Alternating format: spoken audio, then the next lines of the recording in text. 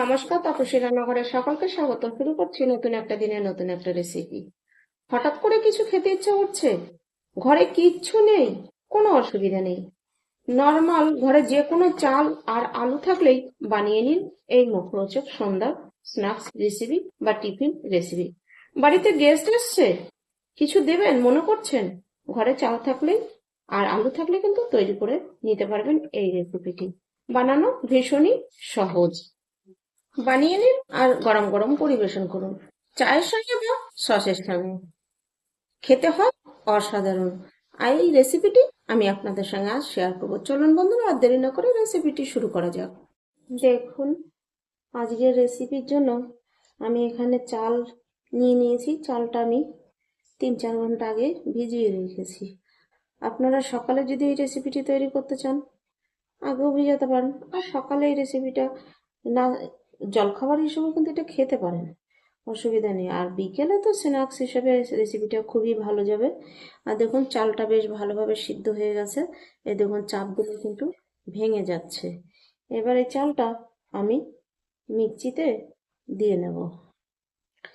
চালটা আমি মিক্সিং জারে দিয়ে দিচ্ছি। এই দেখুন, অল্প একটু জল আছে, এই দেখুন সামান্য, এতে কোনো অসুবিধা হবে না। এরকম সামান্য একটু জল দিয়ে এটা একদম ভালোভাবে একটা পেস্ট তৈরি করে নিতে হবে। দেখুন, একটা ঢাকা দিয়ে দিচ্ছি। দেখুন, একদম স্মুথ পেস্ট তৈরি করে নিয়েছি। এরকম ভাবে কিন্তু একটা পেস্ট তৈরি করে নিতে হবে। এবার আমি একটা বোলে ঢেলে নিচ্ছি। এই রেসিপিটি ছোট থেকে বড় সবাই খুবই পছন্দ করবে, আর বাচ্চারা তো খুবই ভীষণ ভালোভাবেই পছন্দ করবে। মিক্সিং জারটা নিয়ে নিয়েছি। এবার আমি বেশ বড় সাইজের একটা আলু নিয়েছি সিদ্ধ করে, সেইটা দেখুন আমি হাতের সাহায্যে ভেঙে দিয়ে দিচ্ছি।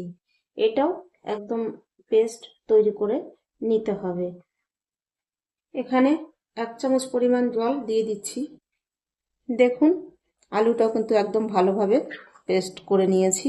ঠিক এরকমভাবে পেস্ট তৈরি করে নিতে হবে। নিয়ে ওই একই বলে দিয়ে দিচ্ছি। এবার এই আলুর পেস্ট আর চালের পেস্ট দুটো একসঙ্গে দেখুন আমি ভালোভাবে মিশিয়ে নিচ্ছি।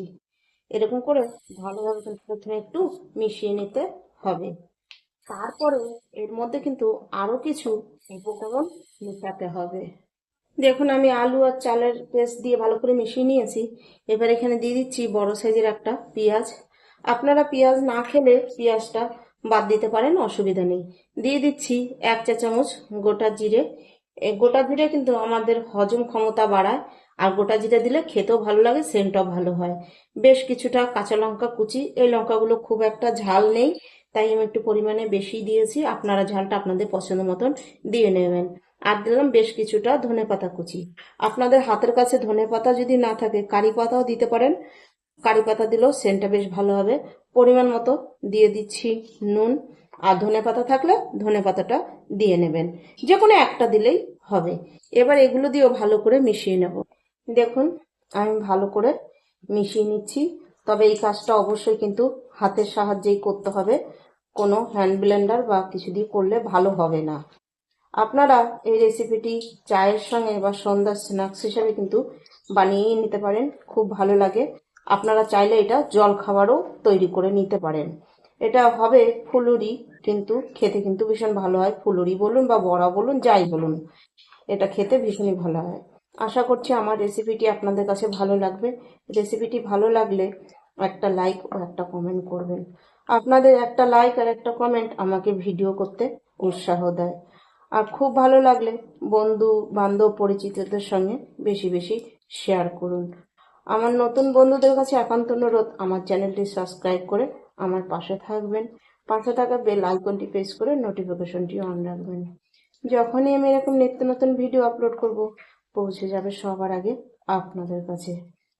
আমার নতুন বন্ধু, পুরনো বন্ধু, সব বন্ধুদেরই আমি জানাই অনেক অনেক ভালোবাসা ও ধন্যবাদ। কারণ আমার পাশে এইভাবে ভালোবাসা দিয়ে থাকার জন্য, আপনাদের ভালোবাসায় আমি একটু একটু করে কিন্তু আমার স্বপ্নের দিকে এগিয়ে যাচ্ছি, এগিয়ে যেতে পারবো। আপনারা যদি এভাবে ভালোবাসা দিয়ে আমার পাশে থেকে যান, আমি ঠিক আস্তে আস্তে এগিয়ে যাব। আর আপনারা যেরকম আমার পাশে থাকবেন আমিও কিন্তু ঠিক আপনাদের পাশে একইভাবে থাকবো। দেখুন, এবার এটা আমি আরো 2 থেকে 3 মিনিট ভালোভাবে ফেটিয়ে নেব। তবে ফেটানোটা যেই দিকে ফেটাবেন একই দিকে ফেটাবেন, সেই ক্ষেত্রে এর মধ্যে বাম্পেলটা বেশ ভালো হবে। সেক্ষেত্রে বড়াগুলো বলুন আর ফুলুরি বলুন, তাহলে ভীষণ ফুলকো ফুলকো হবে। ঠিক এরকম করে আমি ঘুরিয়ে ঘুরিয়ে ফেটিয়ে নেব, তবে একই দিকে ঘুরিয়ে ঘুরিয়ে ফেটাতে হবে। দেখুন, আমি 2 মিনিট ভালো করে ফেটিয়ে নিয়েছি। ব্যাটারের থিকনেসটা কিন্তু ঠিক এরকমই থাকবে, এর মধ্যে কোনো জল দেওয়া যাবে না। আর এটার মধ্যে কোনো ইনো বা খাবার সোডারও দরকার নেই। এমনিতেই এই পকোড়াগুলো খুবই টেস্টি বা ফুলকো ফুলকো হয়। ঘরে থাকা চাল আর আলু দিয়েই তৈরি করে নিতে পারবেন। ঘরে থাকা যে কোনো চাল দিয়েই এই রেসিপিটি তৈরি করতে পারবেন।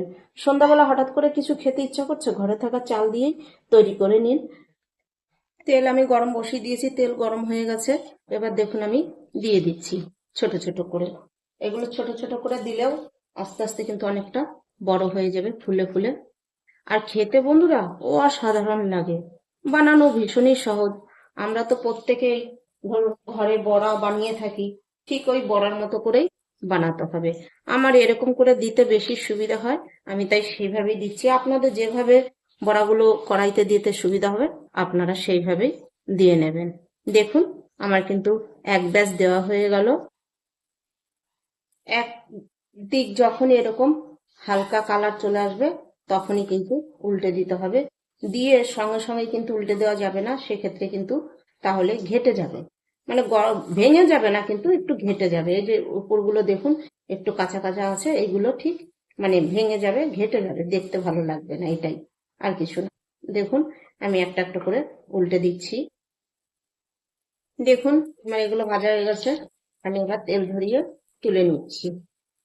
এই দেখুন, তেল ঝরিয়ে একটা প্লেটে তুলে নিচ্ছি। এগুলো কিন্তু খুব বেশি তেল সোক করে না। একইভাবে আমি আবার ছোট ছোট করে দিয়ে দিচ্ছি। এই সবগুলোই আমি একইভাবে ভেজে নেব। বন্ধুরা, আপনারা আপনাদের মতো শেপ কিন্তু দিয়ে ভেজে নিতে পারেন, বড় ছোট আপনারা আপনাদের পছন্দ মতো দিয়ে ভেজে নেবেন। আমার সবগুলো ভাজা হয়ে গেছে। দেখুন, মাত্র 1 কাপ চাল আর একটা আলু দিয়েই তৈরি করে নিয়েছি। দেখুন কতটা মুচমুচে, দেখতে পাচ্ছেন? ভেতরটা ভীষণই জুসি আর উপরটা হবে মুচমুচে।